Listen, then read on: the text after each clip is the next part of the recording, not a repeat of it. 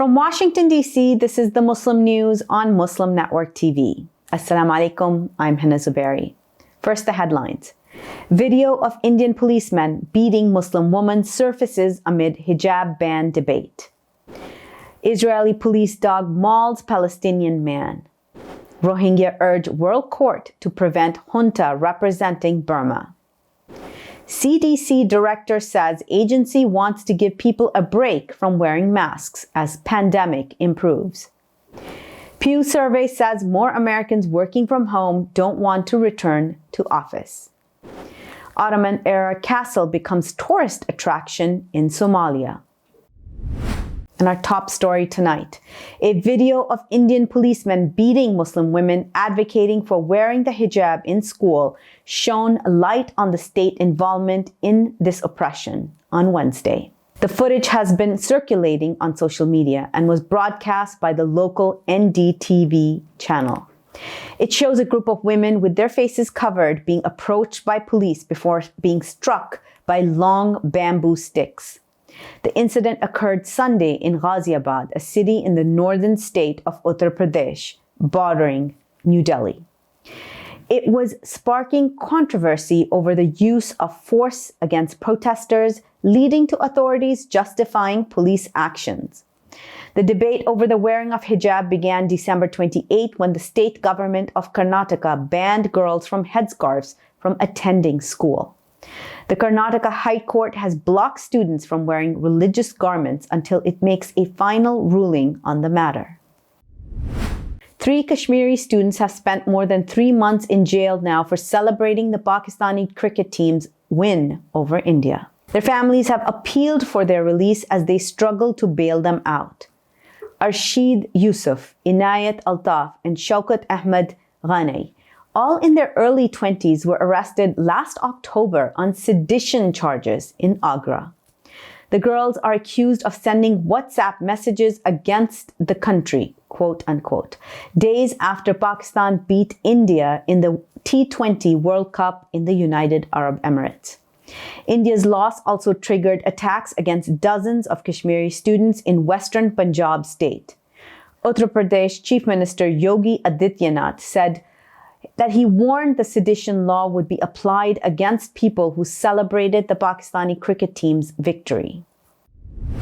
A video showing Israeli police dog mauling a 19-year-old Palestinian during an arrest released Wednesday sparked outrage.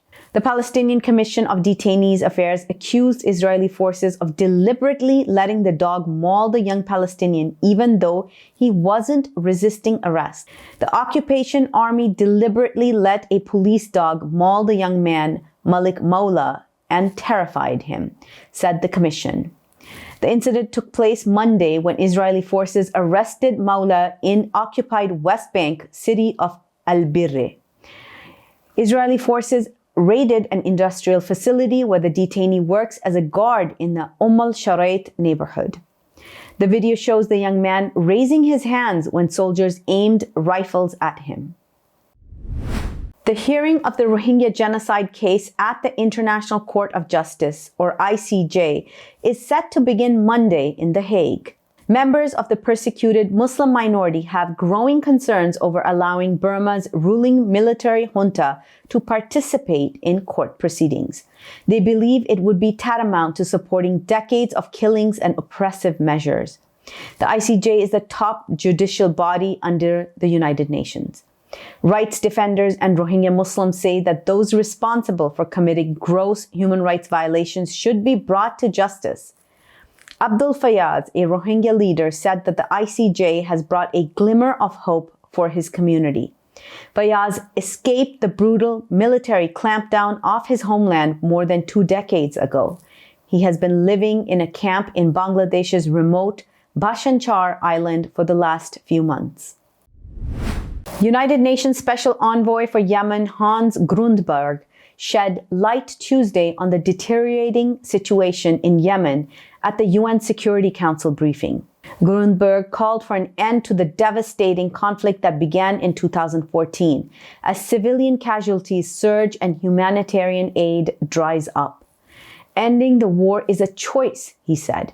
His comments came amid an ongoing spike in aerial bombings by the US-supported Saudi-led coalition. January was a record-shattering month for civilian deaths in Yemen. Emergency Relief Coordinator Martin Griffiths said aid groups operating in Yemen are rapidly running out of money. As a result, nearly two-thirds of major UN aid programs have already been scaled back or closed altogether, said Griffiths. He stressed that the best thing anyone can do for people of Yemen would be to find a just, lasting end to the war. An Uyghur high school principal in occupied East Turkestan is serving 18 years in prison for inviting two Uyghur scholars to give presentations. Sharab Hayat is principal of No. 6 High School in Korla, the second largest city in the Xinjiang Uyghur Autonomous Region, as called by the CCP. It has been 3 or 4 years since Hayat disappeared, according to a former student. He was an elite intellectual, according to Hassan Jan, a former student who now lives in exile. Sharab organized a number of cultural events inviting prominent Uyghur intellectuals Yalkun Rozi and Abdul Qadir Jalaluddin to give lectures, he said.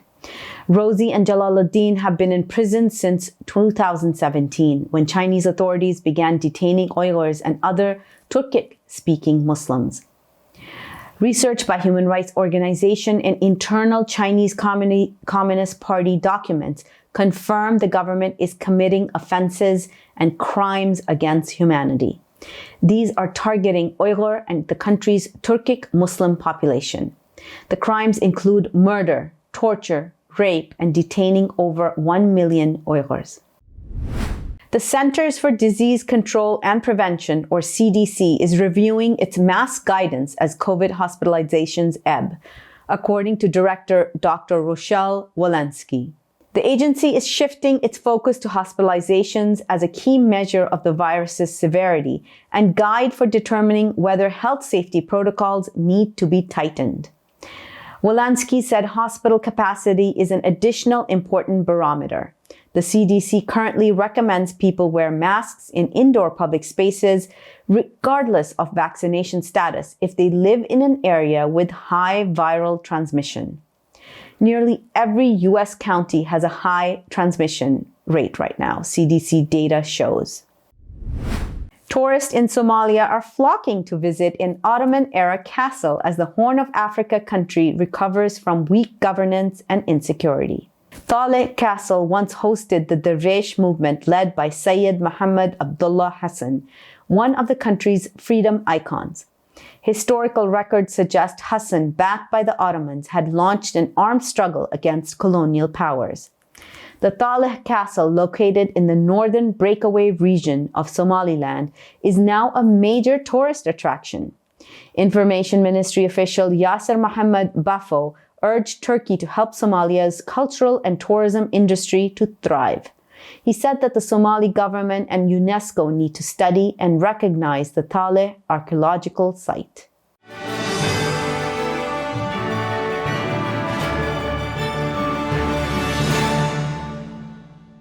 Mr. Speaker, if I decide to wear a turban, or you decide to wear a cross, or he decides to wear a kippah or a skull cap, or she decides to wear a hijab or a burqa, does that mean that it is open season for right honourable members of this House to make derogatory and divisive remarks about our appearance?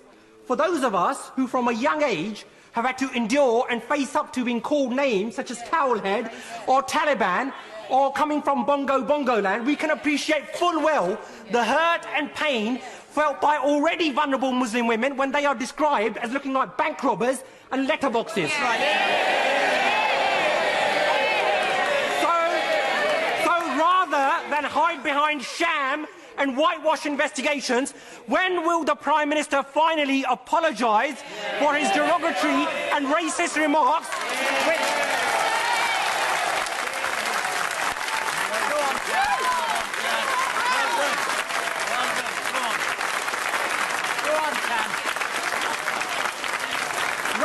racist remarks, Mr. Speaker, which have led to a spike in hate crime. And given the increasing prevalence of such incidents within his party, when will the Prime Minister finally order an inquiry into Islamophobia within the Conservative Party, something which he and his Chancellor promised on national television?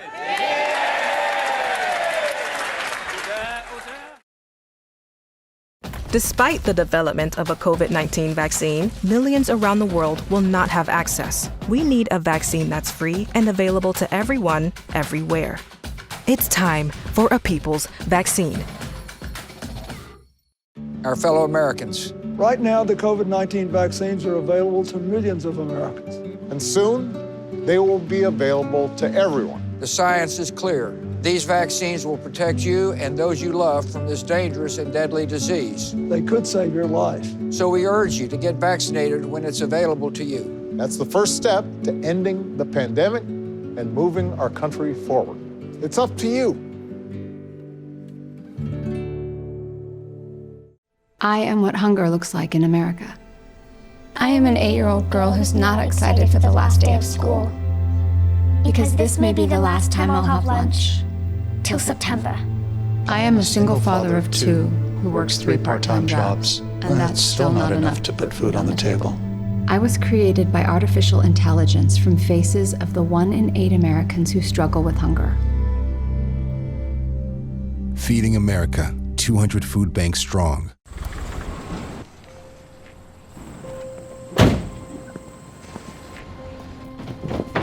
Dad, they took over my bedroom. Come on, come on. Okay, Dad. 1, 2, 3. Dad!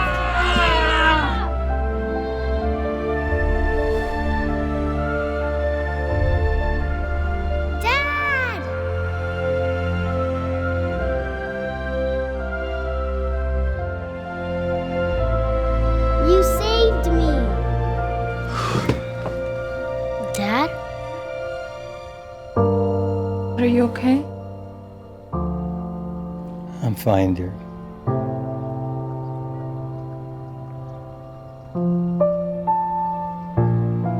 Your hero needs you now, and AARP is here to help. Find the care guides you need at aarp.org/caregiving.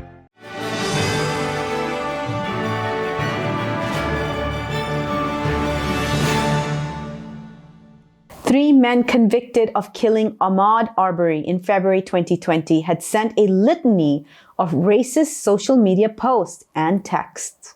That's according to the second day of testimony Tuesday in the federal hate crimes trial for Arbery's murder in Georgia's Brunswick, U.S. District Court.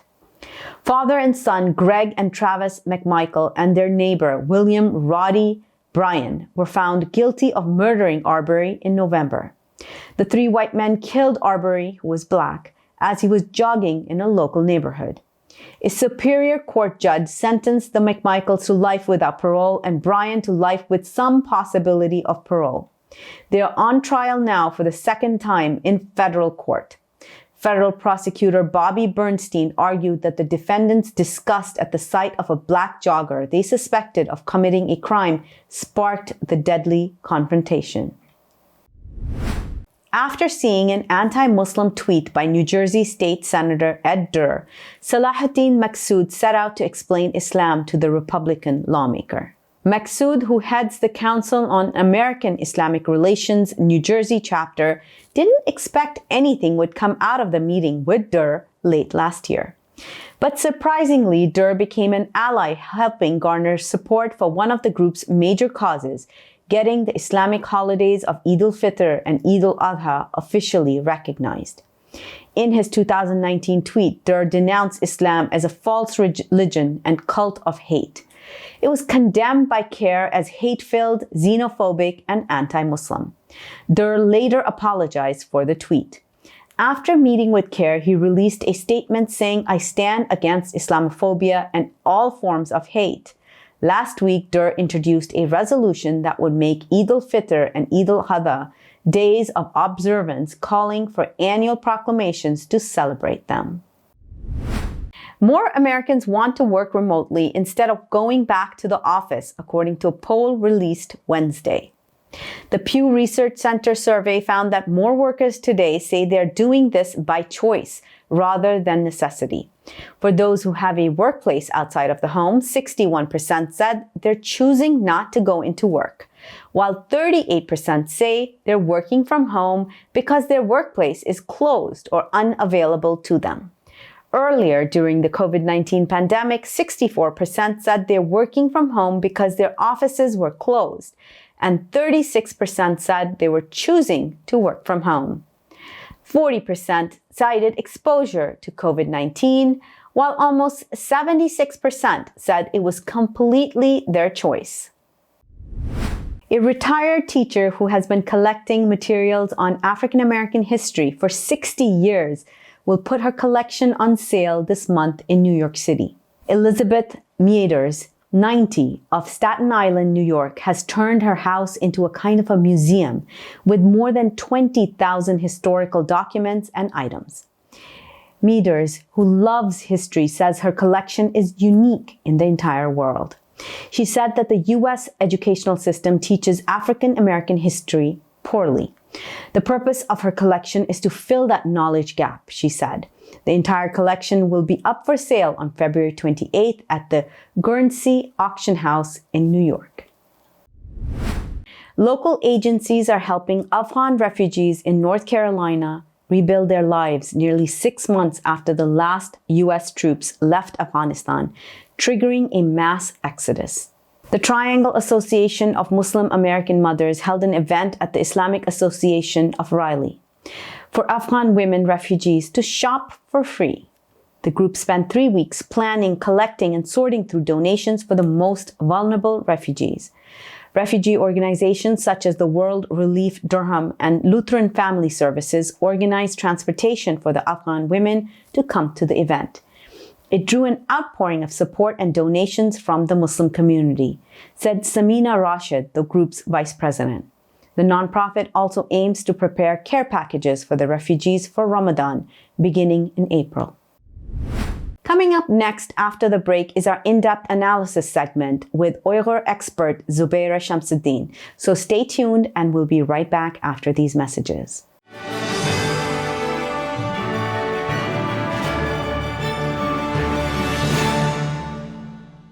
If I could be you, and you could be me for just 1 hour. If we could find a way to get inside each other's minds. Walk a mile in my shoes. Walk a mile in my shoes. Well, before you abuse, criticize, and accuse. Walk a mile in my shoes. There are 16 million children struggling with hunger in America. That's 1 in 5 daughters, sons, neighbors, and classmates who don't know where their next meal is coming from. Yet billions of pounds of good food go to waste every year. It's time we do something about it. Feeding America is a nationwide network of food banks that helps provide meals to millions of kids and families in need. Visit feedingamerica.org to help them feed even more. Together, we can solve hunger. Together, we're feeding America.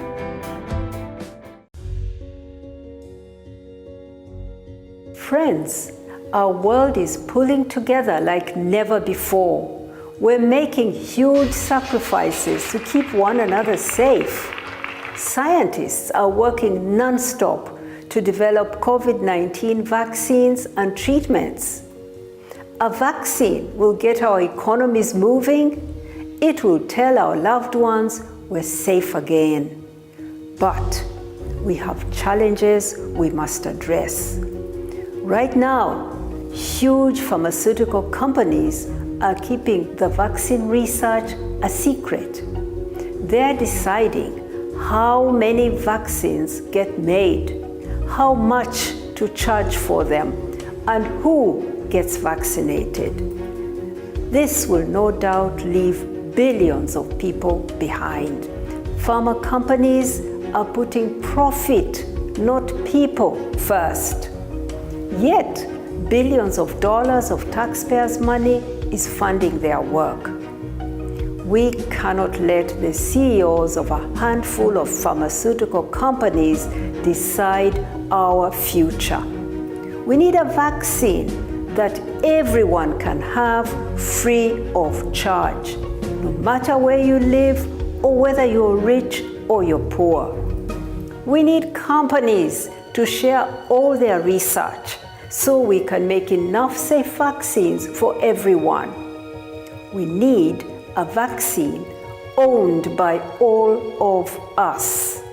To end this COVID-19 pandemic, we need to pull together once more.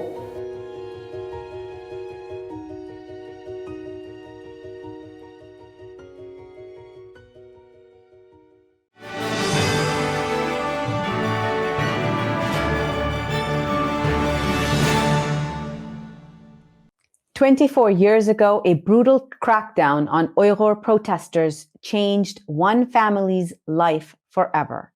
Things have only gotten worse for the Uyghurs, especially in East Turkestan." Let's talk to Zubeyra Shamseddin. On February 5th, 1997, the Uyghur demonstrators in GHULJA took part in a non-violent protest calling for an end to religious repression. After violently suppressing the demonstration, Chinese authorities picked up large numbers of Uyghurs. Human rights organizations documented a pattern of torture in detention and unfair trials of detained Uyghurs for their alleged role in the events. Several Uyghur participants were executed. Zubeyra's sister was one of the young women arrested in the months following the protest. Thank you so much for being here, Zubeyra. My pleasure. Zubeyra, can you tell us a little bit more about what circumstances did these protests take place 24 years ago? Thank you for giving me this opportunity. Yes, 24 years ago, that protest happened in GHULJA city of East Turkestan. At that time, the Chinese government was purposefully misguiding Uyghur youth in East Turkestan, in GHULJA city of East Turkestan. The Chinese government was kind of encouraging people to, especially young Uyghurs, to do drug abuse, and also this and also joblessness was very huge. Top of that, the Chinese authority is not arresting any drug dealers who are distributing drugs to Uyghur youth and kind of make them completely lost in the society. Since the Chinese government did not do anything to stop this drug abuse and this kind of social disturbances among the Uyghur society, the young Uyghurs took the position themselves and they start to organize a cultural movement called MASSACRE.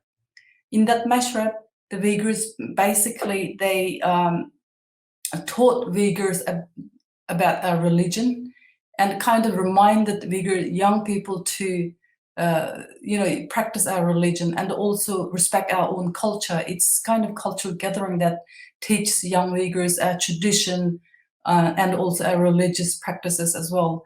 And because of that MASSACRE movement, many young Uyghurs start to just to kind of revoking or just kind of back to our own, practicing our own tradition and also practicing our religion. And with that,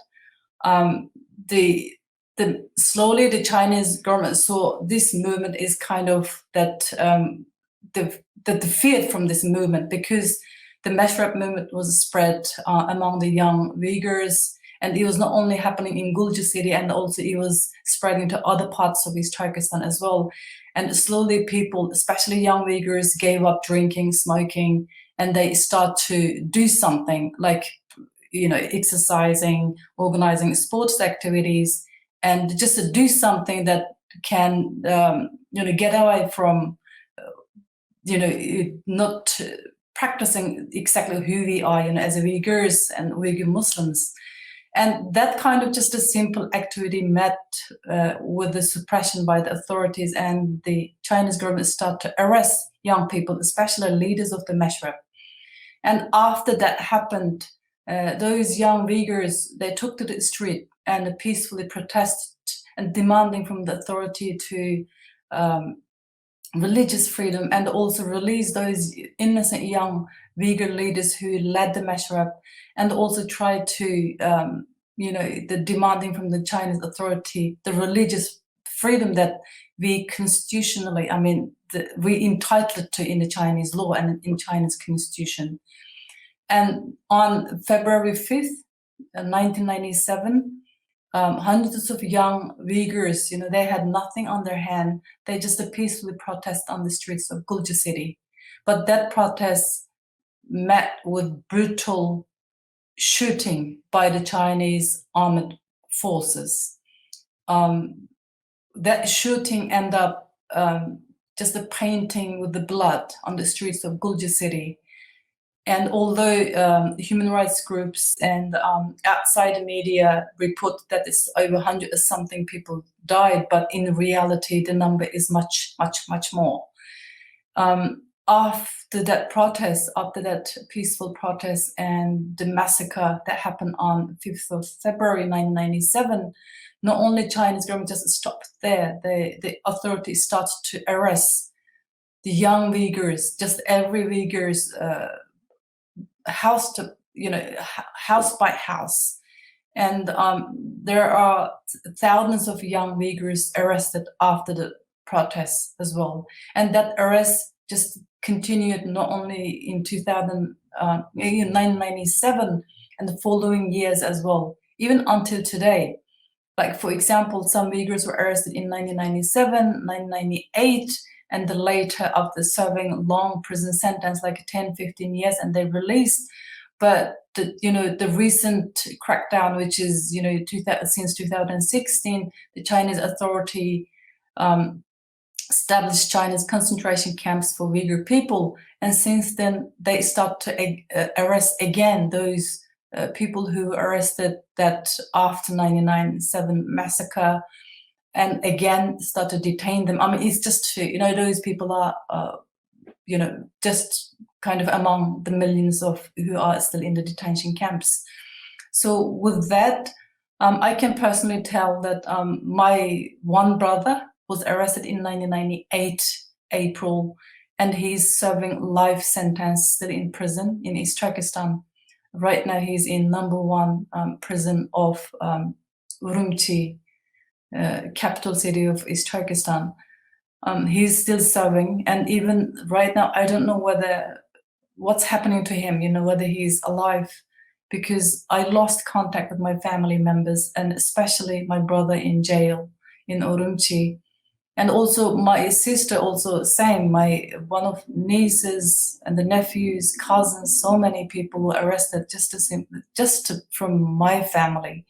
But there are countless families like myself who lost their sons, daughters, and who also arrested and still in prison as well. This massacre and this killing it's not something simple, although at the time, yes, because of that massacre, the first time in history, especially in Western media, what's happening to Uyghurs were known to the world. Like Amnesty International produced a report on April 1999. That was the first detailed, comprehensive report about the Uyghurs, what's happening in East Turkestan.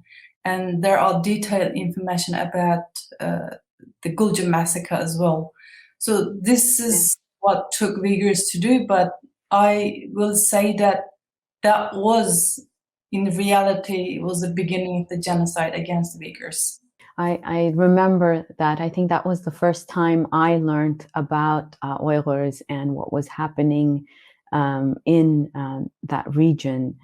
Can you share, I know this is a personal question and probably brings up a lot of painful memories, but can you share what your sister, you, and your family went through after the protest? At the time, I was living in Australia, and my parents came to visit me in Australia. And even my parents were in Australia at the time, when the protests happened in GHULJA city. On that day, the February 5th, my younger sister had baby, And my brother, Abdurazak Shamseddin, which is currently serving life sentence in jail in East Turkestan, he didn't even go to the protests, and he took my sister to a hospital to have a baby. We were in contact with them through the phone at that time, both myself and my parents from Australia. But we were hearing, every step that what's happening there. And it was just a horrific. And the experience that how my brother was having difficulty taking my sister to the hospital, having her baby. And because of that, and my parents were really concerned about our family, and they supposed to be staying for 6 months in Australia with me, but they just immediately left. After they left from Australia, but again, they have suffered too. My parents also suffered. Just although they were not in GHULJA city at that time, my brother wasn't even protesting on that day on the street, but just simply because my family is a religious background, and my father used to be an imam at the time. And my brother, he was just devoted, quiet Muslim man that just to practice Islam, and then he lives his peaceful life, and it didn't harm anyone, and it's impossible. But the Chinese government accused him as a terrorist and put him in jail. And that's how it is. I mean, I know my brother, and he never ever seen even a gun, except the guns that the Chinese policeman holds all the time and shoots at the Uyghurs. And instead of they accusing the Chinese army who shoot innocent Uyghurs, but they were accusing Uyghurs like my brother, who has nothing on their hand, did nothing other than just simply praying 5 times a day and practicing religion and being a good person. That's his guilt, and that's his guilt that what the Uyghurs were doing is the right thing, and they didn't saying that or didn't agreeing with Chinese authority that the Uyghurs are the troublemakers. But simply, my brother was stood in his idea of we are peace-loving and innocent, absolutely innocent, and just to the people that simply demanding the rights that the Chinese government itself promised and put in the law, Chinese law. But they did nothing more than just to simply being a Uyghur and being a good Muslim.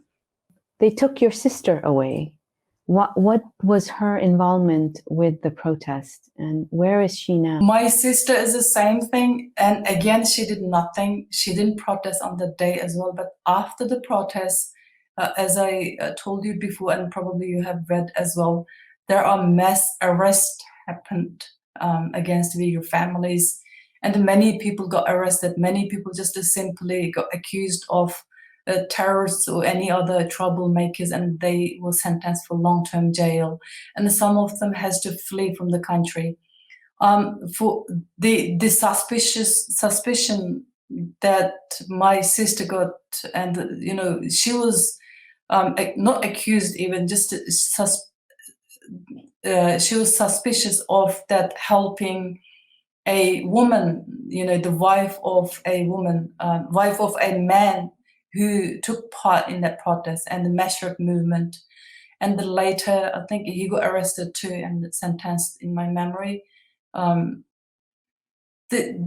she did was just simply help his wife, because, if in China, if one person became suspicious by the Chinese authority, or one person took part on the street and the protest, or does do something, but the Chinese government will accuse whole family. The Chinese government will try to destroy a whole family in connection with that person. And even the wife of that person was she was just simply innocent woman, that a house lady, and just a devoted Muslim. She used to wear a headscarf as well. And my sister, all she did was just help her when she needs help, because her family was in danger, and her family was facing complete destroyment by the Chinese authority.